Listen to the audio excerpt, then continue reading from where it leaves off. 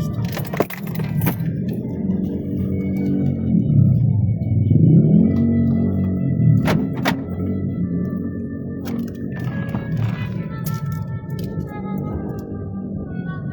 Sa ngalan ng Ama at ng Anak at ng Espiritu Santo. Amen. Purihin ka, Mang Diyos na makapangyarihan sa lahat. Purihin ang iyong dakilang pangalan. Napakabuti mo, O Lord, sapagkat ang unang biyayang ipinagkaloob mo sa amin ang magising kami sa panibagong araw. Yes, Lord, para kami mga patay na kami nakatulog sapagkat hawak mo ang aming free will. Pero ngayon kami gising, isang biyayang nagmula sa iyo, Panginoon, upang kami bigyan ng pagkakataon na magbalik loob sa iyo, maglingkod. Lord, malapit kami sa iyo na may kababaang loob. Humingi kami ng kapatawaran sa aming mga kasalanan. Linisin mo po ang aming puso na marumi sa aming mga nasabit na isip at na ikilos na hindi naging kalugod-lugod sa iyo.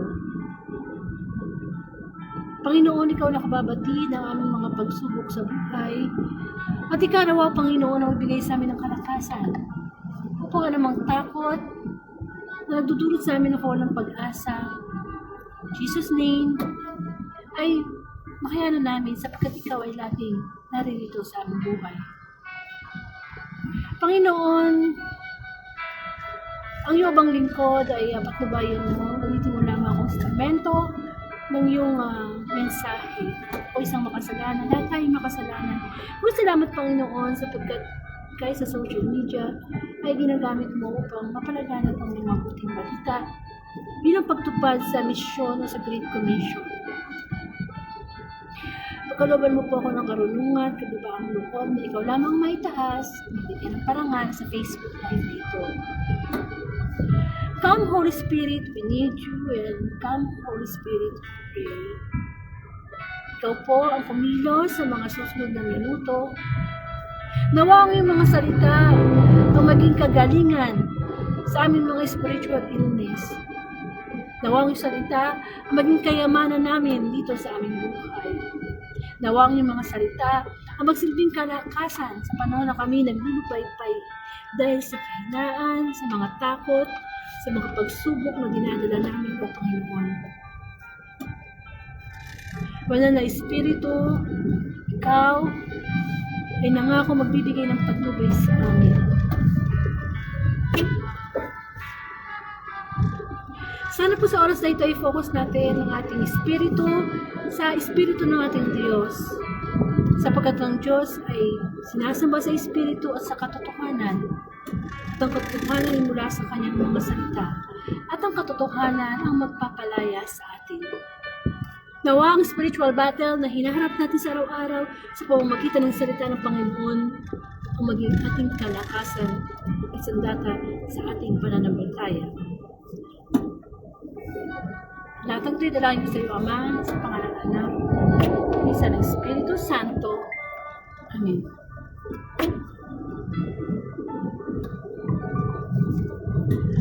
Welcome po sa Word of God Daily Gospel, na kung saan ang layunin ng Facebook Live na ito ay ipalaganap ang mabuting balita through social media. At maraming salamat sa Panginoon sapagkat ang pagninilayan nating salita ay mula sa kahapon, Saturday, January 31, 2026. Saturday Gospel. Sabi nga po ng Panginoon, hindi lamang sa tinapay nabubuhay ang tao, kundi sa bawat salitang namumutawi mula sa bibig ng Diyos. Tayo nilikha ng Diyos na hindi lamang katawang lupa, meron tayong espiritu at kaluluwa na kinakailangan bigyan natin ng mas ng toon sapagkat lahat naman tayo nakikitira lang dito sa mundo. Darating ang panahon na tayo lilisan at harap sa paghukom sa harap ng ating Diyos. Kaya dapat, since nabubuhay na lang tayo sa last page ng Bible, ng Revelation, kundi ang paghihintay sa muling pagbabalik ni Kristo, nawa paghariin natin ang banal na espiritu sa ating buhay. Kasi sa mundong ito, ang naghahari ay si Satanas sa kasalanan through social media. So, sana po matupad natin yung totoong misyon natin sa buhay. Una sa lahat naman ng ginagawa natin at lahat ng meron tayo, ay pinagkakatiwala lang sa atin ng Diyos. Maging mabuti tayong katiwala. Upang sa araw ng paghukom, ma-welcome tayo ni Lord ng, "You are my faithful servant." Kesa naman i-deny tayo ni Lord na. So, bigyan po natin ng parangal ang mabuting balita. Hallelujah, hallelujah, hallelujah. Purihin ka mang Diyos na makapangyarihan sa lahat. Hallelujah, hallelujah, hallelujah. Sahin po natin ang mabuting balita kahapon na parang ang Panginoon, ang Diyos ang nagsasalita sa atin.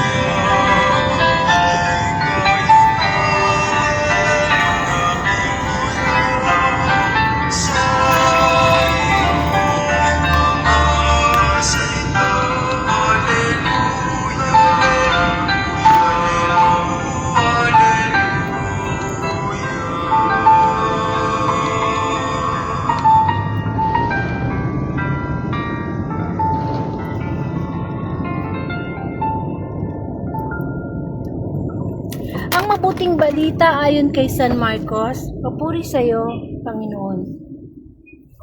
Kinagabihay, sinabi ni Jesus sa mga alagad niya, "Tumawid tayo sa ibayo." Kaya iniwan nila ang mga tao at sumakay sa bangkang kinalulunan ni Jesus upang itawid siya. May kasabay pa silang ibang mga bangka. Dumating ang malakas na unos, hinampas ng malalaking alon ang bangka, ano pa't halos mapuno ito ng tubig. Si Jesus na may nakahilig sa unan, sa may hulihan ng bangka at natutulog. Ginising siya ng mga alagad. "Guro," anila, "di ba ninyo alintana? Lulubog na tayo." Bumangon si Jesus at iniutos sa hangin, "Tigil," at sinabi sa dagat, "Tumahimik ka." Tumigil ang hangin at tumahimik ang dagat. Pagkatapos sinabi niya sa mga alagad, "Bakit kayo natatakot? Wala pa ba kayong pananalig?" Sinidlan sila ng matinding takot at pangingilalas at nagsabi sa isa't isa, "Sino nga kaya ito at sinusunod maging ng hangin at ng dagat?" Mga kapatid, ang mabuting balita ng ating kaligtasan. Pinupuri ka namin, Panginoong Hesus Kristo. Amen. So, welcome po sa Word of God Daily Gospel, na kung saan ang layunin ng Facebook Live na ito ay palaganap ang mabuting balita through social media, kamukha po ng Facebook Live. At ito po ay nagsimula noong 2019. Salamat po sa Panginoon sapagkat hanggang sa mga oras na ito ay ginagamit niya ang Facebook Live upang palaganap ang mabuting balita sa amang dako. Kumbaga, ang gagawin na lang po natin is makikinig dahil meron naman po talagang pinili ang Panginoon para makapagpahayag ng mabuting balita, at ang pananampalataya po ay nagsisimula sa pakikinig. Wala po tayong narinig, wala po tayong pananampalatayang masusundan. At ako po si Sister Angelica Dorde from Bulacan at sa Coco. So, bigyan po natin ng senaryo ang mabuting balita. Magbasa po ito mula kay San Marcos, chapter 4, verses 35 to 41. Tungkol po ito sa pinitigil ni Jesus ang unos. So, ang senaryo po nito, kung ibigyan po natin ng imagination sa ating isipan, ay gabi po yun. Kasi ang Panginoong Jesus, ang kanyang mga alagad, ay nakasakay po sa isang bangka. Para sila tumawid sa kabilang ibayo. Kasi ganun po yung sistema ng pagpapalaganap ng salita ng Diyos, o pagpapagaling ni Kristo sa mga may sakit, nagka-cast out siya ng mga demonyo, bumubuhay siya ng mga patay. Talagang mano-mano. Wala pa naman kasi social media noon eh. So, kailangan niya sumakay ng bangka kasama ang kanyang mga alagad para makatabit sa ibang lugar. O kaya pagka pupunta sila ng bundok, lalakad sila sa ilalim ng init ng araw, maaaring nakasandalias lang sila, wala silang payong. So, talagang masasabi natin napakahirap sa panahon ni Kristo na ipalaganap ang mabuting balita. Hindi ka mukha ngayon kahit nasaan tayo, kahit anong ginagawa natin, pwede nating mapalaganap ang mabuting balita. Kasi yun po yung Great Commission eh. Kumbaga, pwede natin, halimbawa, sa YouTube, nakapakinig kayo sa isang pari ng gospel, pwede nyo po yung i-share sa timeline nyo, sa group chat nyo. Yun po, ano na yun? Pagsunod na po yun sa mission o sa Great Commission na pagpapalaganap ng mabuting balita. Kaya lang, kung kailan dumali yung pagpapalaganap ng mabuting balita, saka naman tinamad ang tao mag-share. Bakit kaya, no? Siguro maaaring nahiya sila makita yung salita ng Diyos sa kanilang timeline, or maaaring sabihin natin na hindi sila interesado. Pero kung tutuusin, ito pa yung utos ng Diyos. Mula, nasa Mateo po ito na ipalaganap ang mabuting balita. At kayo din naman naririnig natin sa simbahan eh. Di ba? Pagkatapos po ng misa, nasabi ng pare, sige, humayo kayo at ipalaganap ang mabuting balita. Yun po yung purpose kung bakit po tayo nagsisimba. To hear the gospel, not only to hear the gospel or having an information, but have a transformation. So, hindi yung pagkatapos ng simba, nasa isip na kaagad natin, like sa tayo puntang mall, saan tayo pamamasyal. Hindi, meron pong tayong mission na dapat sundin bilang mga mananampalataya ng Diyos. So yun po yung senaryo, nakasakay sila sa bangka, kasama ang ilang alagad. At syempre, alam mo na yung senaryo, dagat. Ngayon, bigla pong sa kanilang paglalakbay o sa paglalaot nila sa dagat, bigla pong lumakas yung alon. O siguro sa inyo na nakasakay ng bangka o ng barko, no? Lumakas yung alon. Tapos, hindi lang alon, lumakas yung hangin. So parang, di ba, nagbabadya nung may bagyo. Siyempre, ang tendency nun, yung bangka, gumalaw-galaw, mas nakakahilo, no, nakakalula. Ngayon, itong mga alagad, nagsaran pa sila. Kasi ang Panginoon, natutulog lang siya doon eh, natutulog siya sa bangka eh. Tapos, ginising nila ngayon ang Panginoon. Nasabi nila, Guro, hindi ba kayo hindi nyo ba naalintaran, hindi ba kayo natatakot na lulubog tayo? Yun agad ang naisip ng mga alagad. Lulubog tayo.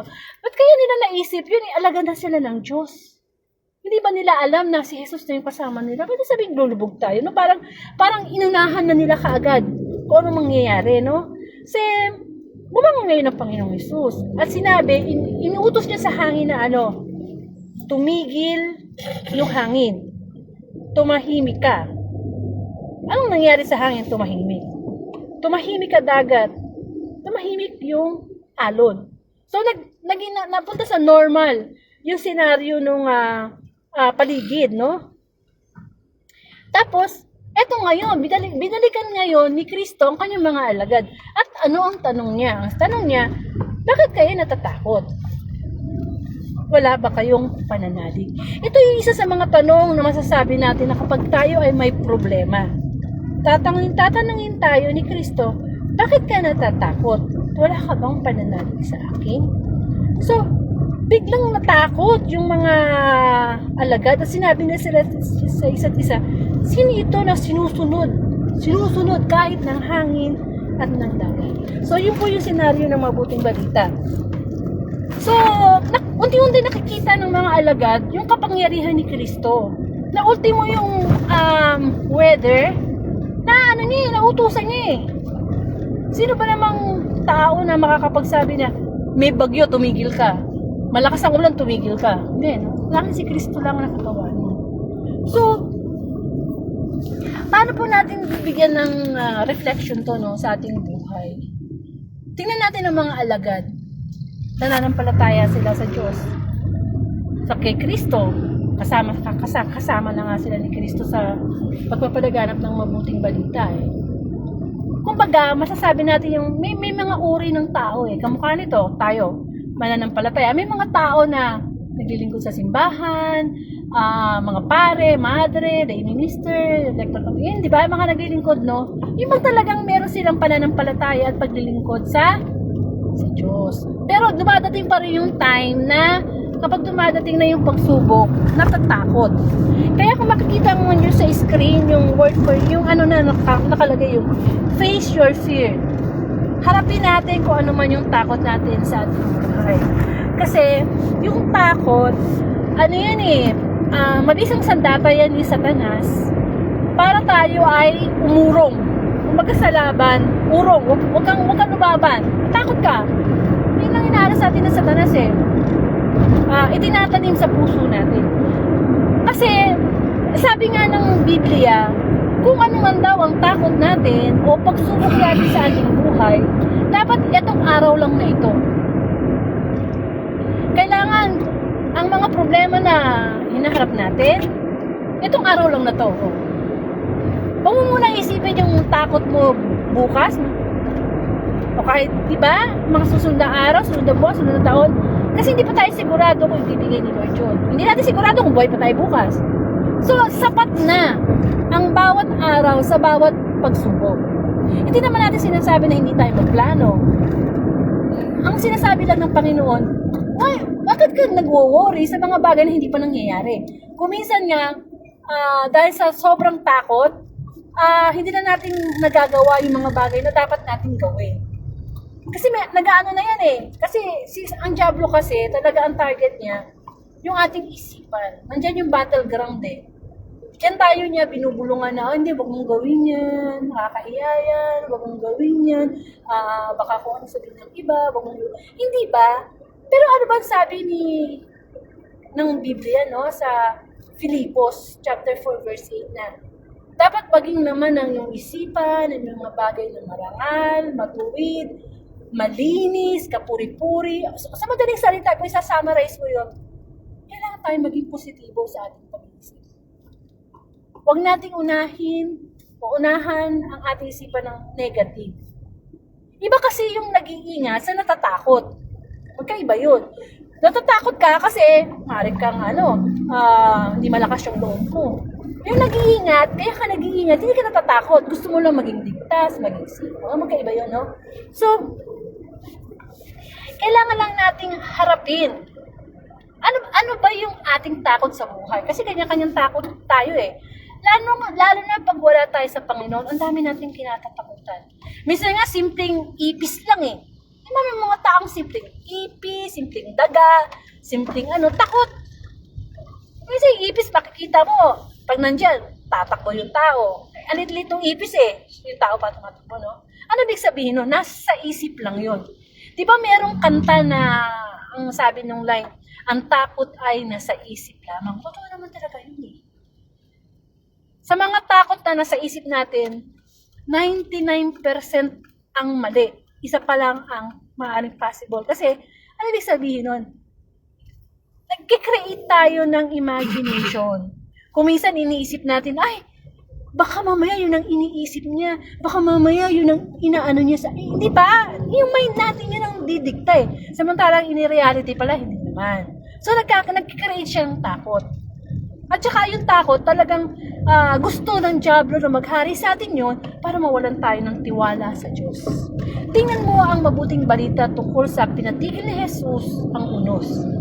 Kasama na ng alagad si Kristo sa mismong bangka, pero natakot pa sila. Tayo, ano ba ang bangka natin? Ang ating buhay. Kasama natin si Kristo anytime sa bangka ng ating buhay. Kaya yung mga pumasok na alon, malakas na hangin sa mabuting balita, yun eh. Ano ba yung mga unos sa buhay natin? Ano ba yung mga hangin na nagpapatumba sa atin? Ano ba yung mga alon na pumasok sa bangka ng buhay natin na halos malunod na tayo, na halos hindi na tayo makahinga, na para bang lulubog na talaga tayo. Pero anong sinabi ni Kristo? Bakit ka natatakot? Wala ka bang pananampalataya o pananalig sa akin? So yun lagi nang isipin natin. Bakit ako matatakot? Kasama si Kristo ang pinagkakatiwalaan ko. Ang Diyos ang pag-asa ko. Sabi nga, kung si Kristo ay nasa atin, sino ang laban sa atin? Kung ang Diyos ay nasa sa atin, sino ang laban sa atin? Yun ang minsan nakakalimutan natin. Kung maasa tayo sa sarili nating lakas, talagang palpak. Pero kung aasa tayo sa Diyos, malaki ang pag-asa natin. Kasi minsan may mga dasal tayo na hindi napapakinggan. Bakit? Kasi gumagawa tayo ng paraan ayon sa ating kakayanan. Kung tutusin, talagang maganda nakakarinig tayo ng everyday gospel. Kasi kapag meron tayong hinaharap na pagsubok, yun na yung sagot eh. Yun na yung sagot eh. Bawa, love your enemy. Hindi ba yung salita ng Diyos, yun ang mismo ang sagot sa ating problema. At yun ang makapagwawala sa atin ng takot. Amen. Isa sa mga paborito kong Bible verse sa Old Testament, yung Isaiah 41:10. Pagkatapos sabi doon, huwag kang matakot. Ako yung Diyos. Huwag kang matakot. Ako isa sa inyo. Ako ang yung Diyos. Huwag kang matakot. Di ka dapat mangamba kanino man. Palalakasin kita at iingatan, tutulungan at ililigtas. So, salita na yun ng Diyos. Di po ba? Kung meron tayong Diyos sa ating buhay, wala tayong dapat katakutan. Pwede tayong mag-ingat, pero huwag natin paghariin ang takot. Sapagkat ang takot, negative yan eh. Negative. Ang tanging takot lang na inuutos sa atin ng Diyos ay yung tinatawag na divine fear. Takot sa Diyos. Ang takot sa Diyos ang simula ng karunungan. Kapag meron tayong takot sa Diyos, ano yan eh? Gift of the Holy Spirit yan eh. Gift of the Holy Spirit. Magkaiba kasi yung fruit of the Holy Spirit at magkaiba yung gift ng Holy Spirit. Yung fruit ng Holy Spirit, kamukha ng love, joy, peace, kindness, self-control. Yung gift naman, yun yung wisdom, yung fear of God. Yan, gift ni God yan. So, kapag meron tayong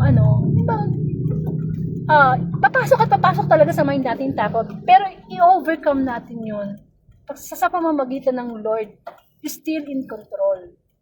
That Lord na, ba't ako matatakot, no? Kumbaga sa senaryo ng mabuting balita, ay, tabi lang kita. Hindi natin makita ang Diyos kasi hindi online yung ating spirit.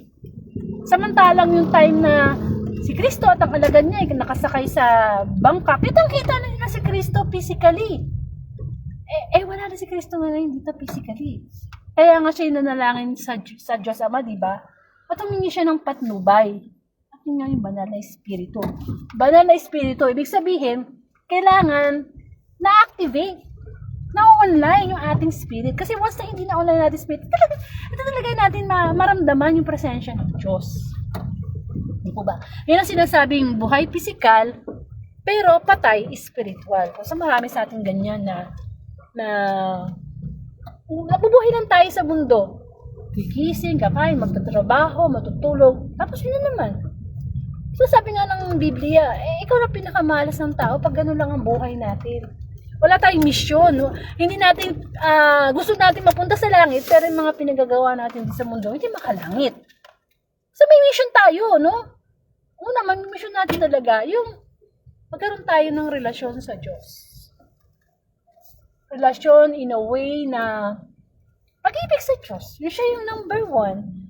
Sabi nga ni Kristo, hindi ka pwede maging servant ko if you cannot carry your cross. If you cannot deny yourself.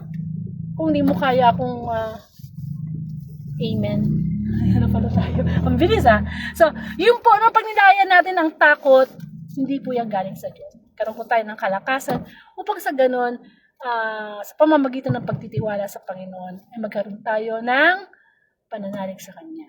Karoon po tayo ng closing prayer. Panginoon, marami pong salamat sa pagpaparelays mo sa amin na anumang takot namin sa buhay, ito'y kaya namin overcome as lang as nandiyan ka at nagtitiwala kami sa iyo.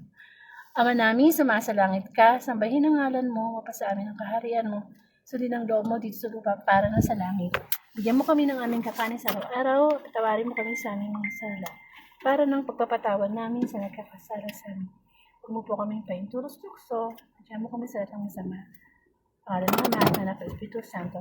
Amen. To God be the glory.